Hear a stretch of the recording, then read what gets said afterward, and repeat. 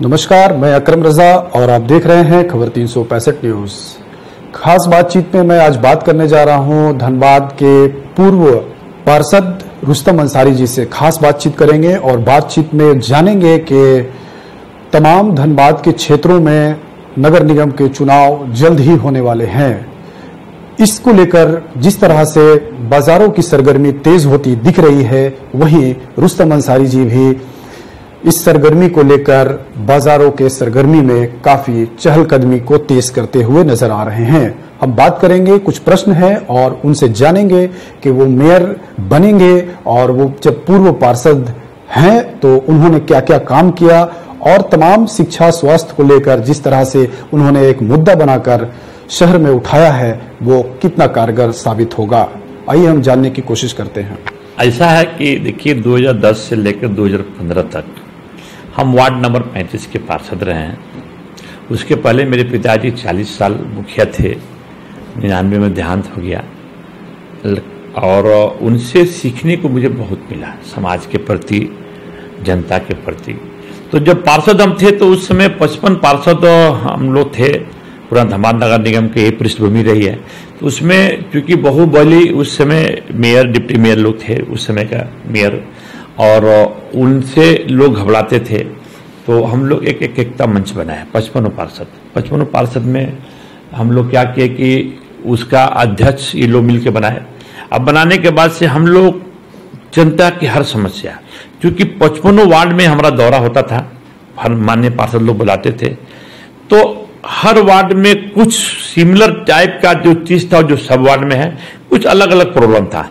तो धनबाद नगर निगम को बेहतर हम जानते हैं और 55 पार्षद में से सब लोग बोलते थे कि हमारे अध्यक्ष जी मेन मुद्दा पर बात रखेंगे। तो हम जनता की समस्याओं को बखूबी मैंने बोर्ड के पटल पर रखते थे और ऊंचा आवाज में जनता की समस्याओं को निदान करने की कोशिश करवाते थे उस समय के मेयर, डिप्टी मेयर और प्रशासक से। इस बात की जनता, पूरा धनबाद नगर निगम की जनता जानती है कि उस समय पार्षद लोग एकदम टाइट रहते थे और जनता की समस्या को उठाते थे, काम भी करते थे। इसलिए हमको समस्या के बारे में पूरा ज्ञान है कि क्या क्या समस्या है। धनबाद नगर निगम में गिनाएंगे तो अनेकों समस्या है, एक नहीं अनेकों समस्या है। जैसे यहां पर क्योंकि धनबाद नगर निगम की जो पृष्ठभूमि है ये दो तरह की पृष्ठभूमि है। एक तो है कि 27 वार्ड लगभग में है वो कोल बेरिंग एरिया में और 28 वार्ड शहरी क्षेत्र में है। तो सबसे पहले परिसीमन में ही गड़बड़ हुआ। एनीवे, अब तो चूंकि नगर निगम बन गया है, सब नगर निगम क्षेत्र में आ गए, तो हमने देखा बहुत नजदीकी से कि धनबाद में पिछला 10 साल पार हुआ, उसमें लोग जो भी मेयर आए, हम किसी की शिकायत नहीं करता हूं, लेकिन उन्होंने जनता से कभी जुड़ के काम नहीं किया। ठीक है, पिछला बार तो पार्षद लोग पूरा एक्टिव थे, इस बार तो हमारे पार्षद लोगों को तो विभाजित कर दिया गया, जिसके साथ में वो लोग बेचारे गोलबंदी करके आवाज उठाते थे। लेकिन कुछ पार्षद लोग बोलते थे भी, हमसे मिलते भी थे उस समय, बोले भैया हमारे साहब का तो कुछ खास पार्षदों पर ध्यान है। एनीवे, उस पर हमको नहीं जाना, हमको समस्या पर जाना है। तो समस्या काफी है, जैसे बेरोजगारी, अस्पताल, शिक्षा, पानी और विकास। तो विकास के मतलब खाली बिल्डिंग, रोड, नाली नहीं है। विकास का मतलब हो गया कि एक आम आदमी को सारा सुविधा मिले, तब मेरा धनबाद नगर निगम विकास की ओर जाता है। ठीक है, तो इस सब मुद्दा को लेकर के सारा जनता हमारा, क्योंकि हम इंसानियत पर विश्वास करते हैं, क्योंकि भगवान ने साफ कहा है कि तुमको धरती पर भेज रहे हैं तो तुम रोटी की चिंता मत करना, रोटी मैं तुझे पहुंचा दूंगा, लेकिन तुम्हारा जन्म हम मिल रहा है इसलिए कि तुम दूसरे की सेवा करना, क्योंकि दूसरे की सेवा करेगा तो तुमको सब कुछ मिलेगा।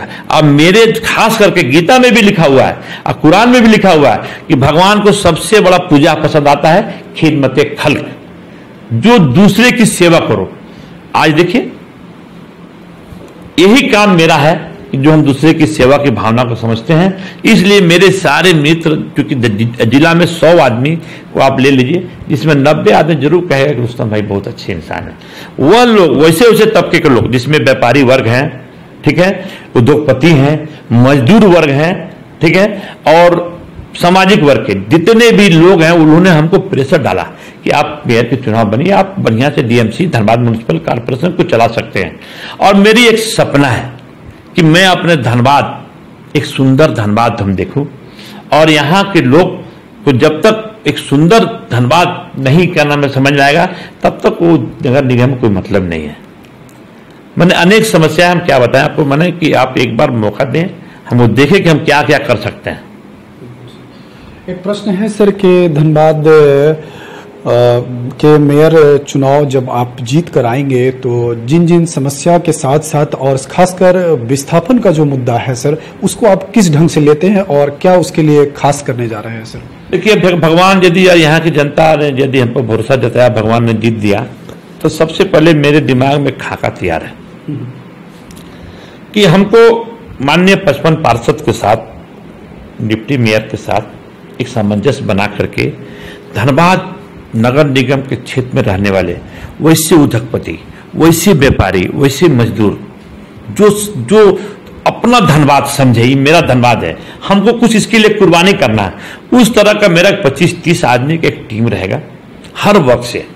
अब मैं उनके द्वारा, अब 55 के पार्षद के द्वारा मैं इस धनबाद को एक सुंदर धनबाद बनाऊंगा, ताकि कल जनता का कोई भी मामला हो तो जनता अकेला आरोप मेयर पर नहीं लगावे, एक टीम रहेगी हर वक्त से।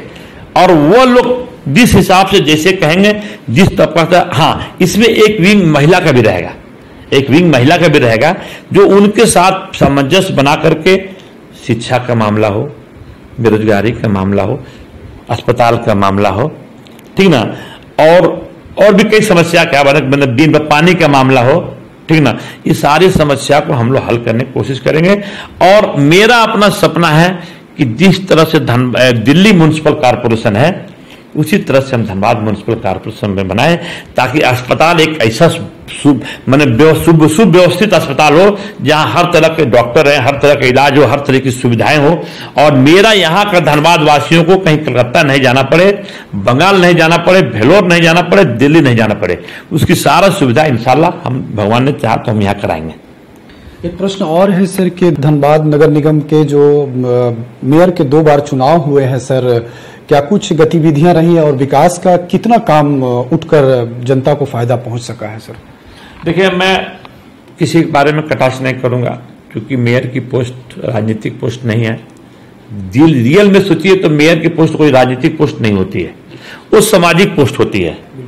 आपको यदि कोई आदमी मेयर चुनता है तो पूरे धनबाद का या किसी भी शहर का पूरी जनता की निगाह आपको रखती है, और आपको भी आंख खोल करके हर एक जनता पर दिखना होगा, ठीक है। सिर्फ डेवलपमेंट के लिए खाली बिल्डिंग नहीं है, डेवलपमेंट का मतलब हो गया कि हमारा इस शहर का हर शहरी सुव्यवस्थित हो, वो कितना रुपया कमा रहा है, जिससे उसे घर चल रहा है कि नहीं चल रहा है, उसे घर में प्रॉब्लम किस बात का है, उसके घर में जो सड़कें हैं वो किस ढंग से बनी हुई है, उस घर में पानी है कि नहीं है, प्लस पानी भी है तो ऐसा नहीं कि उस पर इतना टैक्स का बोझ लाद दिया जाए कि उसी में परेशान हुए, तो इसको भी हमको देखना है। आज देखिए ना, कोरोना मार में हम देखा कि धनबाद के व्यापारी वर्ग परेशान है। 80% व्यापारियों की अकाउंट एनपीए हो गया है, आज उनकी हालत खराब है। अब उसी हालत पर यदि हम नगर निगम का टैक्स का बोझ बहुत ज्यादा ऊपर दे देंगे तो बेचारे तो तरमरा जाएंगे, ठीक है। उसी तरह से आज मिडिल फैमिली हो गया या लोअर फैमिली, बहुत दुर्दशा है। इस पर हम अक्सर अपने दोस्तों के साथ, जनप्रतिनिधियों के साथ, आज यहाँ के उद्योगपतियों के साथ भी हमने बात किया कि भैया धनबाद शहर को हमारी बचा लो, और सब मिलकर के हम लोग एक ऐसा रोजगार की यहाँ व्यवस्था करें जो यहाँ मंगला हाट बने। जिस तरह से कलकत्ता में आज मंगला हाट मशहूर है, हर घर को मैंने रोटी, हर हाथ को काम, उस पर पहला रुस्तम अंसारी का वादा है कि हम अपने साथियों के साथ, यहाँ के बड़े बड़े व्यवसायियों के साथ मिल करके मैं धनबाद नगर निगम को एक मंगला हाट बनाने की तर्ज पर कोशिश करूंगा। जैसा कि रुस्तम अंसारी जी ने बहुत सारे सवालों का जवाब दिया, एक प्रश्न और है उठता है जो विस्थापन का सबसे बड़ा मुद्दा है। चूंकि यहाँ धनबाद एक ऐसा क्षेत्र है, एक ऐसा कोयलांचल क्षेत्र है जहाँ पे कोल माइंस का काफ़ी ज़्यादा कोयले का बिजनेस और बीसीसीएल के द्वारा चलता है, तो वो विस्थापन का मुद्दा जो है वो कई नेता आए और सरकारें बदली और बदलने के बाद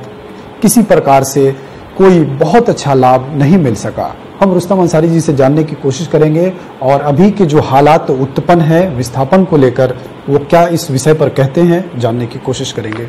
देखिए, इस पर मेरा कहना है कि आज भी मेरा घर जो है ना, जहाँ मेरा रेसिडेंस है, वार्ड नंबर 35 में ऐना कोडरी में, ऐना इस्लामपुर एक जगह है, वहाँ कोल बेरिंग एरिया है, हम वहीं रहते हैं। यहाँ की जो समस्या है उसका तो दर्द बताना ही बहुत तकलीफ देह की बात है।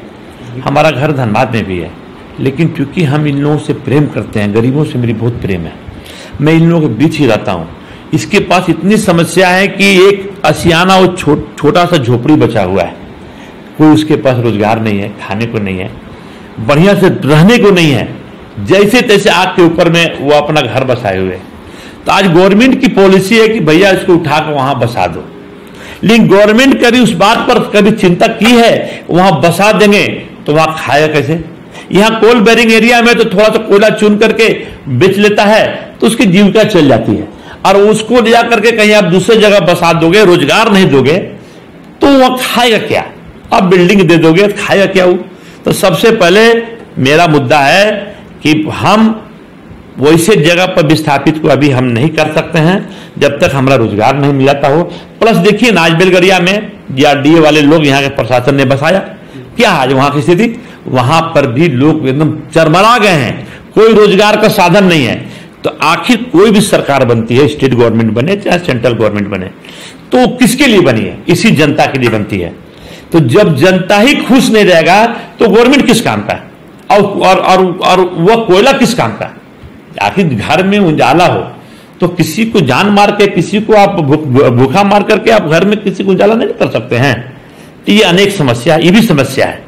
सर, एक प्रश्न और है कि मसस ने आप पर भरोसा जताया है और आपको मेयर कैंडिडेट के रूप में उतारा है, इस विषय पर आप क्या कहेंगे सर? देखिए, ऐसा है कि ये चुनाव तो कोई पार्टी बेसिस पर हो नहीं रही है, ये व्यक्ति विशेष पे चुनाव है।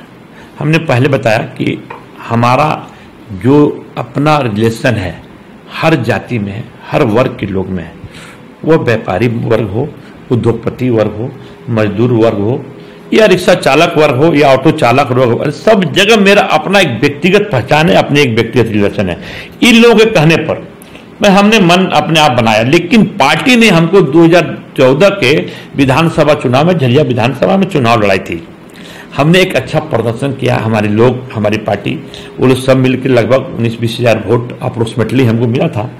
और मेरे माननीय अब जो क्या नाम है, मासस के अगुआ हैं हमारे, मैंने प्रिय मैंने गार्जियन स्वरूप पूर्व विधायक MLA अरूप चटर्जी जी, और माननीय अध्यक्ष हरिप्रसाद पप्पू जी, हमारे केंद्रीय अध्यक्ष आनंद बाबू जी, और केंद्रीय महामंत्री हलधर महतो जी, नितायदा, ये लोग सारे लोग को ये बात, या बिंदा पासवान जी हमारे महानगर अध्यक्ष, महानगर सेक्रेटरी, वो लोग सब मिलकर के, तमाम और लोग नाम भूल गए, वो लोग सब मिलकर बोले नहीं, रुस्तम भाई की सोच एक सामाजिक स्तर की सोच है और हम लोग क्यों नहीं एक समाज के प्रतिनिधित्व करने के लिए इनको हम लोग खड़ा करें।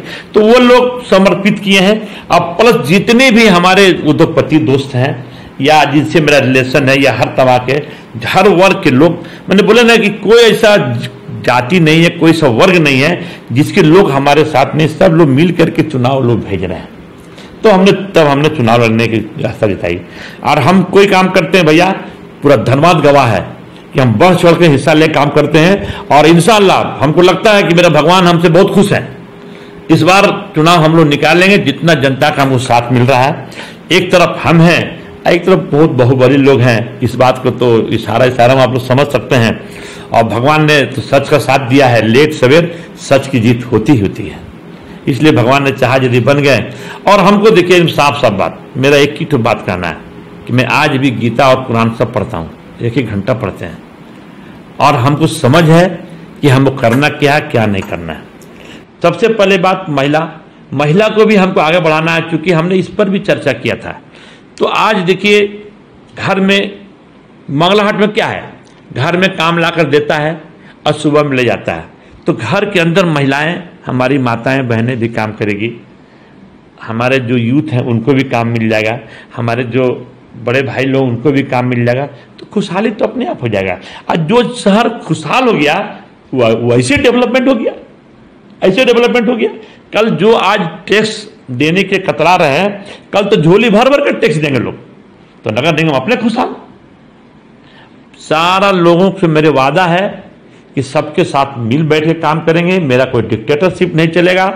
मेयर हम एक नहीं, अनेक लोग मिलकर इसको चलाएंगे। कुर्सी पर ठीक है, भगवान की दया से आप लोग हमको बैठाइएगा, लेकिन मैं सब वर्ग के लोगों के साथ बैठ के, और आपसे भी कहते हैं कि आप लोग भी उस दिन हमसे यदि हम मेयर बनते हैं तो इसी तरह से सारे पत्रकार बंधु सामने कहेंगे, रिक्वेस्ट करेंगे, यही सवाल हमसे आप उस समय करिएगा, ताकि मैं कभी सो नहीं, बराबर जनता के बीच जागता रहूं।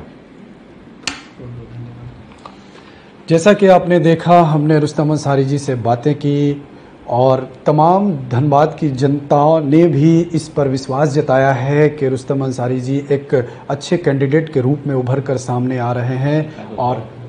और इस तरह से लग रहा है कि आने वाले मेयर चुनाव में वो जीतकर जल्द ही धनबाद नगर निगम के लिए कुछ न कुछ बेहतर करने का प्रयास करेंगे।